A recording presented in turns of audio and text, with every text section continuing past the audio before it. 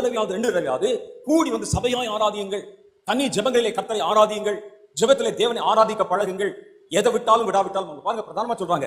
உங்களுக்கு பிரதானமா சொல்லுகிற புத்தி என்னவென்றால், சிலர் செய்கிறதை போல சபை கூடி வருதலை விட்டு விடாதிருங்கள். நம்ம என்ன சொல்றோம்? விட்டு விடுவதற்கு பல காரணத்துல, பாஸ்டர் சரியில்லை, அவருக்கு பேச தெரியல, பாட தெரியல, சுதி விட்டு பாடுறாரு, தாளம் விட்டு போகுது. உனக்கு அதை பத்தி கவலை இல்லை. ஆராதிக்க இடம் கிடைக்கிற எந்த இடத்துல நீங்கள் கர்த்தரை ஆராதிக்க முடியும். அவர் என்னமோ செஞ்சுட்டு போறாரு, உங்களுக்கு என்ன? சபை கூடி வருதலை விட்டு விடாதிருங்கள். இந்த பொல்லாத சத்துரு என்ன செய்யறானா, ஆராதனை தானே தேவனை மனிதர்களை இணைக்கிறது. ஆராதனைக்கு தேவனை ஆராதிக்கிற பிள்ளைகள் நடுவில் தானே தேவன் வாசம் செய்ய முடிகிறது. அவர் வாசம் செய்ய முடியாதபடி இவர்கள் ஆராதனையில தடையை கொண்டு வந்துடணும். எப்படி தடையை கொண்டு வரலாம்? 2 விதங்களிலே சாத்தான் தடையை கொண்டு வர முடியும்.